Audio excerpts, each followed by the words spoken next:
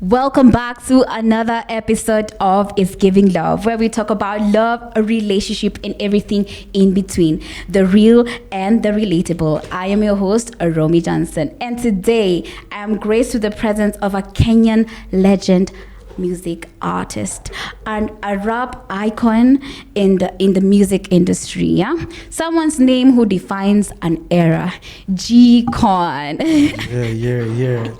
G KON in the building. Yeah, how are you, G KON? I'm good, manze. Uko fiti, man? Niko fiti. Hey, I'm so happy. I'm so excited to finally meet you, manze. Yeah, me too, manze. Thanks, manze, kwa kuni invite, manze. Yeah, nimekuwa nikiona tu hii show, manze. And you're doing a good job. Thank you so much.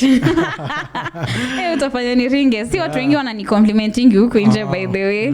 So it's good that someone can see something that we are doing and appreciate it, yeah? And I'm so honored by that to have a sit down with you. You guys don't know, but I'm sitting down with a very big legend. Kama mjui, this is G KON, yeah? He used to dominate the music industry back in the days. Yeah. So, nyinyi majenzi tuache tu kwa sasa, cause unless you guys like old school, you know? Yeah. Then you guys can relate. But right now, he's also still bado unatoa nyimbo, si ndio? Yeah, I'm still like releasing stuffs. Yeah. I've done a number of collabs with the Gen Z artists. Nice. Yeah. So you guys might have a chance to like listen to his thing, because he really was a gem to our time, to our era at that time. Okay, so G KON, I would like to hear a backstory of umetoka wapi, when did you start music and everything. G KON, I was born and raised in Eastlands. In a place called Mbotela, Jogoo Road. It's just like a small mtaa, but I'm actually the first popular musician from that hood. So should you represent? Huyu ndiye alifungua njia. Love that. So that's where I come from. Apart from that, I always kila mali nikienda I always like mention mali natoka sasa kabisa, it's called Uyoma. Yeah. And that's uko ni wapi sasa? Uko sasa ni tukitoka nje Nairobi kabisa, tukiambiwa kila mtu abebe mzigo yake arudi kwao. Uyoma sasa. Nice. Uzuri unajua kwenyu. Kuna watu wajui kwao. Vitu zingine, small things we really take for granted, by the way. Sure. So, when did you start your music industry? Nini ulianza ukasema by the way nimegundua niko na talanta, and you start doing something about it? I think when I was still in primary school, I think nikiwa class 4, I was 10 years old, and that's when like actually me and my classmates, my friends, we noticed that there's something in me that was like really great. So like because I used to listen to music za watu zenye walikuwa wametoa, like people like old school musicians, like Red Sun, the people who came before us, Nameless and all those artists, Isa. So nikisikiza songs zao, I used to like rewrite them and recopy them, and I had mastered them, and then we thought maybe this is a talent. So by the time I went to high school in Form 2 in Aquinas High School. Aquinas. Okay, shout out. Shout out. So nikiwa Form 2, that's when I officially now launched my music career. Okay. Yeah. So in Form 2 ndo officially remove your first solo, Was it a solo or was it a collabo? It was a collabo actually. Okay. Yeah. So it was a collab. The song is called Mikono Juu. I did it with there was a big group called Kleptomaniacs back in the day. Kleptomaniacs. You guys, I'm thinking mmeanza kushikanisha. Actually Nyashinsky alikuwa member like Kleptomaniacs. So there was also a guy called UB, because Kleptomaniacs had like another subgroup which was called KGB, and UB was a member of it. Okay. So I met with UB, and he was like quite a big artist that back then. Yes, he was. Then I'm sure like I have this song and I have this idea if we can work it together, and then he liked it, and then that's how we did my first song at 16 years old. Hata ulipata je access? He was coming to my hood. There's a studio which was ilikuwa imefunguliwa huko, and then he came there as a producer, and that's when we met uko tu mtaani Jogoo Road. Okay. Yeah. And off camera he also mentioned that you all through that song you won there was an award. Please tell us more about that. Yeah. After that song came out, there was a big teenage awards called Chaguo la Teenies. Chaguo la Teenies. Yeah. And the Chaguo la Teenies, actually they had a magazine called Insider Magazine. So yeah. Hey, that thing used to entertain us back in high school. But tunaka Insider hivi. Kutokea kwa Insider ilikuwa like how we make it like I don't know, it's like who appear in this like current blogs ama kutokea kwa show. Definitely. Yeah. And I understand. Yeah. You have made it. Yes, definitely. Yeah. Insider was a thing. Chaguo la Teenies was also a very big award at that time. Wow. So your first single debut na ushapata an award. Things are looking good for you, Sindio. So at 16 you're still a teenager nini na just sapo kakiburi kamekuingia, kafem kameingia, kapesa kameingiana, tusichana tumeanza oh my god, G KON, you know. So at what age did you start dating?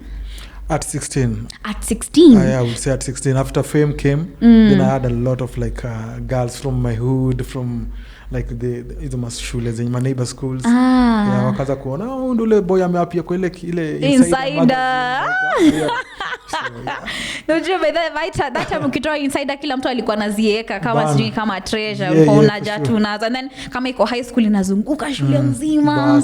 So so at 16 umepata fame, umepata recognition, mboka imeingiana, pesa imeingia, today tumeanza ku come through. That's when you got your first relationship, okay? So it being your first relationship, ulijuaje? Because umesema madem wengine walikuwa natoka kwa estate and everything. Before that au madem walikuwa estate, si ndio? Na walikuwa nakuona lakini hakukutambua. But after that ndo akakutambua. Before fame it was actually hard finding a girlfriend. I think we tulikuwa najaribu katia madem wa mtaani like, but then it becomes very hard. But sasa after fame hata wale walikuwa nakataa sasa ndo sasa walikuwa sasa.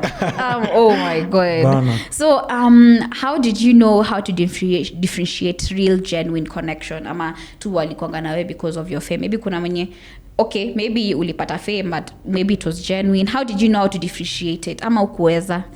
I will say the first relationship ilikuwa tu ile like a trial error time, because sasa naweza sema like it was like a real relationship because it was like we are trying to experience, you are young, you're trying to understand yourself, you're trying to understand your body, you're trying to understand what relationship comes with and what to what does this the partner expect from you and vitu kama hizo, and what do you expect from her and vitu kama hizo. So I will say it was not like bado like a real like relationship. Of course you're 16, you guys are teenagers, you're exploring, this is your first girlfriend. So after that how did it, okay sasa ndo your fame imekama umepata your first girlfriend, so after that how did the fame impact your love life? Sasa kutoka hapo onwards.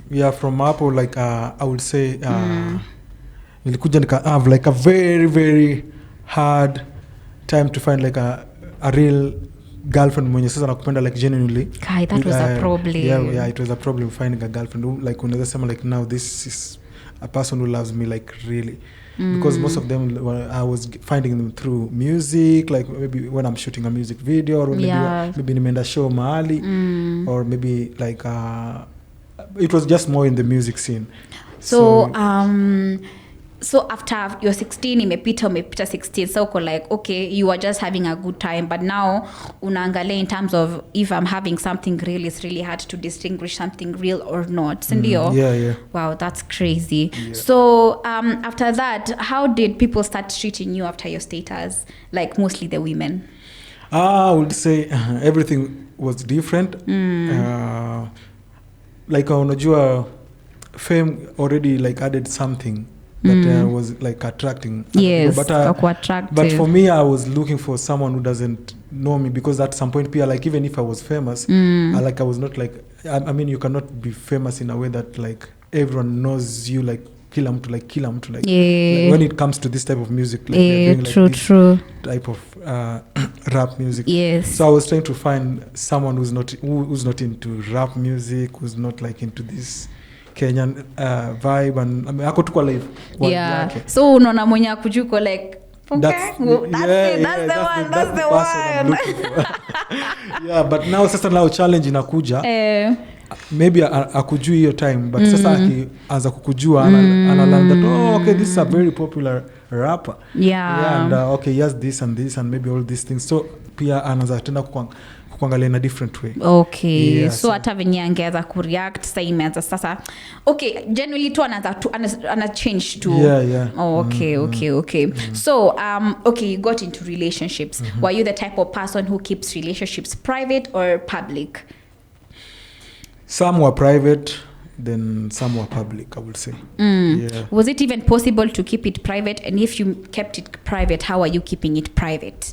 Yeah, I would say back in the days, we didn't have okay, Instagram was there, it was still new, and TikTok was not there.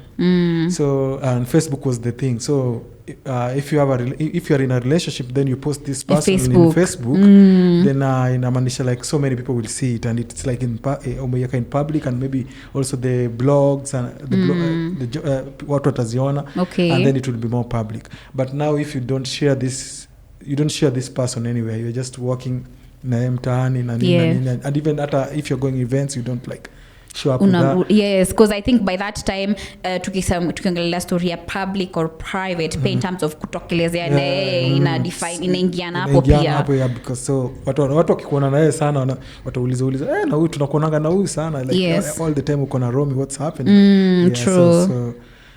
So it was very hard, I would say. Okay. So umesema some of them you kept them private and some of them you ukafanya zikwe public. What was the distinguish? Ni nini ndio ilifanya wengine wa private, wengine wa public? It depends with the person, naweza sema pia. Like sometimes when you meet someone, unapata like some people they are into like public life. Oh yeah, kuna mwenye ataki. Na kuna wale ataki, they are like mwenye, you know what, I want this. Yeah, because unajua actually I'm sure, okay, not sure, but I'm sure most of the girls who are approaching you walikuwa na approach ndo they could get fame through you. Exactly. Right? So unapata maybe someone maybe into this same industry like yenye nafanya, so unapata most of the girls maybe pure I was getting walikuwa pia kwa the same line. Maybe anataka kuwa dancer, anataka kuwa video producer, anataka kuwa maybe journalist, maybe ako tu I would say in this communication world. Sasa nakuona kama wewe ni stepping ladder. Exactly. So ulikuwa unajua ku differentiate watu kama hao na watu wengine? At that time pia nilikuwa naweza ku differentiate, but pia I think fame inakuja na sometimes you can lose your mind and think like maybe niko na wewe and maybe we can go far, maybe we can do something. So kwa zile like tusaidiane sisi wote, so kama like mimi naweza kufanya upande tupande. So kuanga na ile ananitumia, because unajua some people wanaweza kuelekana za kwa ananitumia na kuna mwingine atakueleza like tupande pamoja. You take that advantage. So when mtu take that advantage. Maybe I was like let's grow. That's amazing. That's amazing. So has the public eye ever affected your relationship? Ama ushaipata a problem through the public eye washa affect your relationship? Naweza sema washa affect because back in the day I had a controversy with this popular famous musician called Avril. It was like tumekuja chokoza. Alikuja kuchokoza akasema why did that controversy come through? Iliendelea? You know, that time I was trying to see, unajua we used to meet up in this like industry, unajua tu kwa so as colleagues so kukakuwa na interest in between, and then before like everything went stable, the public were already like having a debate about it, and now maybe for her, maybe she wanted like things to be private and all that, and so even before the takeoff, everything was ilikuwa imeshaanguka, collapse. So there was something, it was not a controversy, people were right. there was an interest, but then it was destroyed. People watu wakuitikia inacha vizuri kuwa na foundation proper. Akiwa Kenya nini nawasumbua? This guy bagged a body. Sasa tungekuwa mbali. Wow, sindio? That's amazing. Okay. So, okay, with that time, how did you handle questions from the fans and the media about your love life? So, maybe kuna hiyo controversy, Avril, ulikuwa na handle aje? It was more of like denying everything. Everywhere you go, like nothing is happening. Yeah. Lakini ungetaka kusema but Avril asema let's keep it low key. Kusema yes ma'am. Okay. Sort of. So ulikuwa you're just denying it or sama no ama you were trying to ignore those commentaries? It was like I don't even know this person, I just see this person kwa TV vile watu wanaonanga kwa TV. That's nice. The fact umesema hi Avril, I hope you're gonna watch this show. Big fan. Nice. So let's compare the relationship back then and now when it comes to social media, influencers and influencers everywhere. Relationships za kitambo na siku hizi una compare unaona gani? Which one was easier? I think za kitambo zilikuwa easier as compared to now because kitambo maybe I would say social media was not that big as now. Yes. Yeah, now relationship once mama go public, ama hata maybe if you want to keep it private, there are some people who are like paparazzis out here like trying to so at the end of the day utastukia tu imekuja nani was seen with so and so and probably they're doing this ama unapigwa picha kisiri vitu kama hizo. Okay. So I would say kitambo ilikuwa easy. And then venye siku hizi watu wakikosana wanaanikana. Sasa hizi hata mkikosana unaona nani has maybe kama nilikuwa na kufollow Instagram unaona unfollow umeandika kiparagraph pale Instagram umeandika vitu zetu private nini vitu kama hizo. Umeniambia nitoe meno zangu.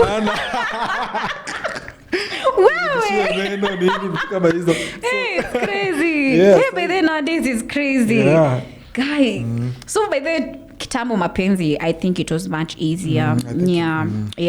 So what advice can you give a young artist or influencer now that when you a balance fame and love? Because you've been there, you've gone through that. Unaweza advice nini? Mimi naweza waambia like if you want it to last longer. You just put it private. Sindio? Like longer. The only people when you put your public like from back in the day until today it's Nameless and Wahoo. Yes. Yeah. But that is like an old generation. But for the current like new generation, it's becoming very hard. Like there are some people like if we give if it's okay to mention names, but let me not mention. But I would say like I've seen the current like blog, like unapata like bloggers when you're on a date and things are not working out. Yes, true. So you'd rather keep it private. Yeah. Okay. Najua usha interact na my YouTubers ama mwanao my YouTubers, the way they go all that. Unajua I believe something that once a camera is imekupoint, you try to do the best, you try to act your best. Okay. So unaweza sema some relationships of our YouTubers thrive because they're always on camera. They can fake it, yes, fake, but without faking it, their relationship becomes better because mnafanya vitu mnataka kufanya, mnafanya vitu za kufurahisha. At the end of the day, you do things that both of you love doing to each other. So what kama let's say atwatanish, let's say kina Kabi wa Jesus, these are people in the limelight, unajua. So they have to find content, okay? So they have to do things for each other on a daily basis. And when they do these things, yes, it's for content, but they affirm each other at the end of the day. They make their love strong at the end of the day. They make money with doing that at the end of the day. Exactly. So tunaweza weka kama exemption ama bado tunaweza sema pia inaweza kuwa toxic at some point. Inaweza kuwa toxic at some point, I think. Sindio? But we can, I would say out of like sometimes you go in with statistics, like you see like out of like 100 which percent is working, the other one that which one is not working. That's true. Yeah, that's true. So utapata maybe on the one when you the ones who are already kwa limelight, it's a very small percentage which is working out, but the other ones unapata it's not, the ones who are private, it's like 70% working out. Yeah. Okay, so tebu mtatuambia kama wewe unataka kuweko in the limelight, unabaiwa gari, unabaiwa flowers kila siku, unapelekwa trips Island, ama unataka yako iko private lakini ufanyiwi kitu kwa nyumba. Because it's content, so ndo maana inatuma watu wafanye hizi vitu. Yeah, unajua pia ni job, like sometimes ni job, like, so Kabiwa Jesus and also like Diana and like ni job tunafanya nini kwa nini acha nikupeleke nikubaie nini inaitwa news hiyo gari inaitwaje sijui gari amenunua latest but they keep changing cars. Exactly, and at the end of the day they're making content and they're making each other happy. So place mmoja kosea ni mnajiumiza sana ku make content na unaumia kimfuko. But if sector yote ina thrive then go for it. So let me ask you another question, okay? Going back and looking back to your previous relationship, ni nini unaweza umeregret kufanya unaona you could have handled it differently? I think that will be actually maybe I didn't mention earlier, I have a daughter. Wow, amazing. Oh, how old? And I actually mamake I just met her like in the music scene, and we were just like I was doing my music video and then she happened to appear and then boom.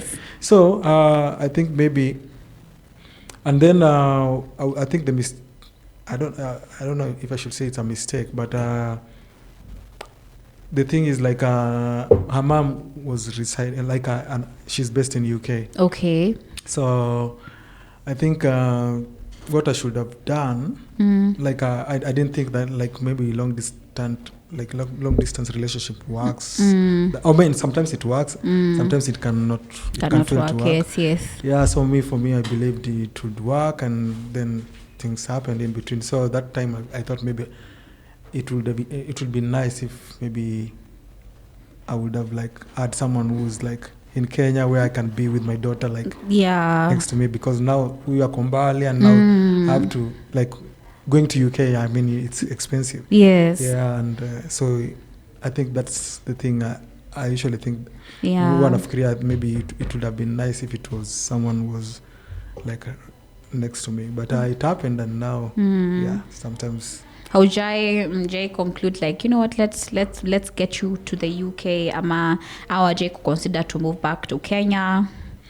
I think for considering coming back to Kenya ilikuwa ngumu for her because her life was also there. Okay, and now, everything she knows is there. Yeah, everything was there. And then also on my side, going there, I think at some point we tried when love was really kulikuwa na love in a flow.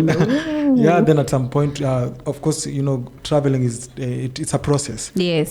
So for getting all those traveling documents and all those things. Yes. So I think the other one or maybe both of us, maybe we could not wait for the process to come through, because this person was still in university. And she was supposed to have like a certain income like per year, maybe like I think it was total during that time it could add up to like 3 million, and she was not earning that per year. Okay. Yeah, so because she was a student. Yeah, so then we stopped before we could take the process. So both of us, we couldn't achieve it. Okay. And now the child is I will say that the child is suffering because she can't see the dad. But you guys are in communication? Yeah, we are in communication, but not like continuous communication. But now, I would say it's better. It's growing. It's becoming better than before. Imagine all that matters is just taking that initial step of saying, you know, I want to be in my daughter's life, regardless that we are thousands of miles away from each other. I want to be in her life. And imagine how would you in the next 10 years, in the next 15, not in the next 5 years, Mungu atakuwa amekupangia nini? Maybe you unaweza jikuta hiyo UK, ama unaweza jikuta yeye amekuja. You never know. know. Yeah, So you never know, for just sure. keep that constant communication, and I believe everything will work out for you. Yeah, that's a Yeah, good. yeah. I love that. I love it. Yeah. So no, that's all Sasa, advice. it's one of the reasons why I watch this show. Yeah. Yeah, so I think even Kenyans, they should discover this show more and more and more. I Because know. hapa ndo utapata, it's like a comforting place where you get to see some things that G can KON help you. unanifurahisha.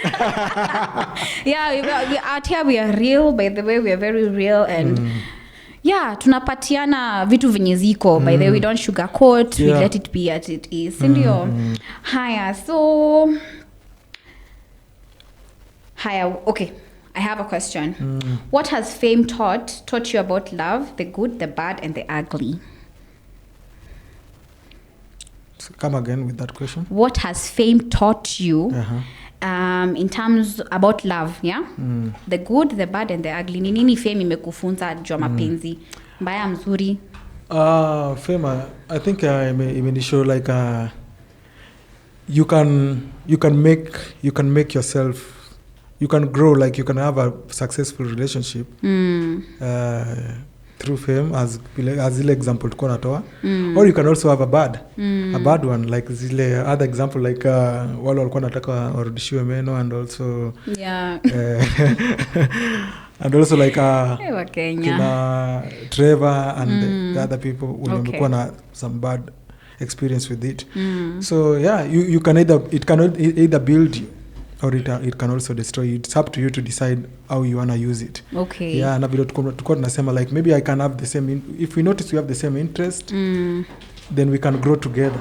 Okay. It's kuangalia like you're using me to grow, even if I'm more popular than you, or you're more popular than me. Yes. Yeah, so we just see like, okay, I think we have the same interest. Let's brainstorm. Let's see it as something we can build a company from. Yes. We make our money. Yes. We build our love. Yeah. And then we grow. I love that. Yeah. I love that. So currently I'm talking to G KON. So in the next 5 years, I don't know if you're in a relationship right now. I don't know. But in the next, let's say in the future, how would you like your love life to play out? In the future, I would like my love life to be that happy family love life thing.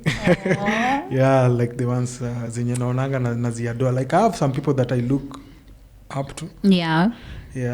So they inspire me in some way. So I also tell myself that like I would like my love story to be like this. Okay. Yeah, but I know inside for you know what we see, sometimes what we see before us, we don't know what usually happen in the background. In the background. Yeah, but that's very true. But it means that these people, whatever happens in the background is usually very big. It's too strong. Yes. That even if you see these people smiling, you not know that these people are really going through that. In the but the fact that they are smiling, it shows that they are strong. Very true. They are able to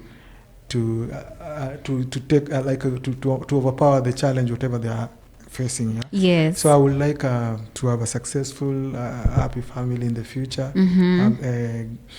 And in terms of if I'm dating, like I'm seeing someone right now. Ooh. Yeah, we're still getting to know each other. Bado ijakuwa like ile mko talking stage. Yeah, tuko kwa talking stage. The fact that amekutambulisha basi we are doing something right, mama. So the next time maybe I might add a chair hapa mkuje na yeye. Ndio sasa, yeah. Sindio? Hivyo sasa.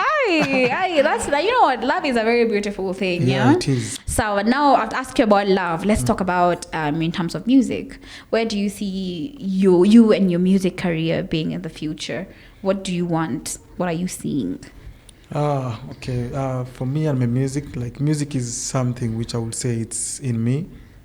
Yeah. And I've been in the music industry, I would say now for like maybe 15 years. Yes. Yeah. And that's a lot. That's a lot. It's a lot of time.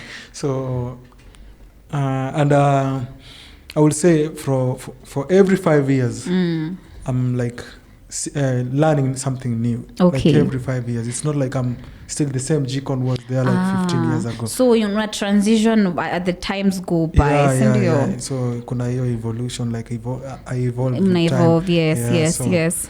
Yeah, 'cause back in the day, I was a signed musician like in a very big studio ilikuwa inaitwa Jomino. Jomino ilitoa ngoma kama Banjuka tu, Tichi, vile inafaa kufanywa. Like there's a lot of hit songs that we did back in the days. It's amazing. Yeah, and from that time I couldn't like be independent as a musician, so I was relying on being signed, being under a label. Then after that nika feel like maybe I don't size I can take it by myself without being signed and all that. Then nika fika level now I can now work with any producer. Like I don't have to work with like most popular producers when you shall make it to create a good music. Now I can even work with a new fresh producer who is still like working to grow himself, and we can still create something good.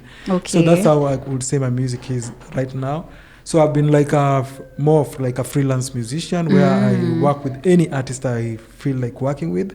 Bora to agree on everything, then we just create music. Do you prefer that, or do you prefer being a freelancer, or do you prefer getting signed under a label?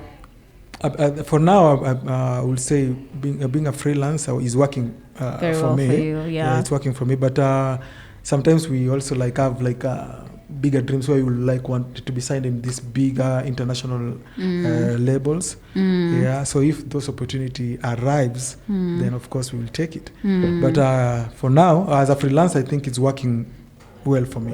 Okay. Yeah. So in future we expect G KON's music to evolve, to be different. Tunaweza kupata siku moja ukiimba gengeton hivi ama. Yeah, good music is good music. Yes. You know, last year kulikuwa na this song Anguka Nayo.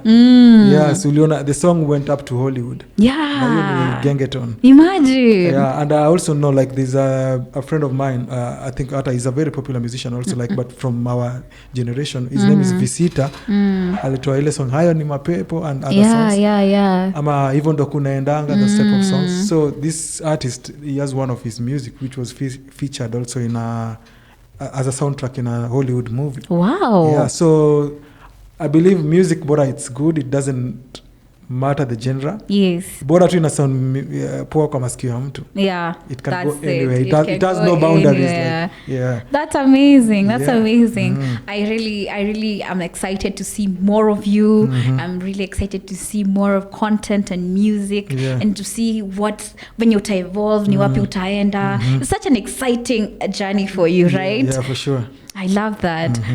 So now we're going to go to a quick fire. You know, like I ask you a question, unanijibu haraka. That's something that comes on the top of your head unaisema. It's just like 4 questions, okay? Okay. Haya. Let's start. Love at first sight, real or myth? Real. Haya. Dating in the music industry, yes or no? No. Will you date a fan? Yes. Most romantic thing you've ever done? Carrying this girl that I think maybe be mama. Yeah.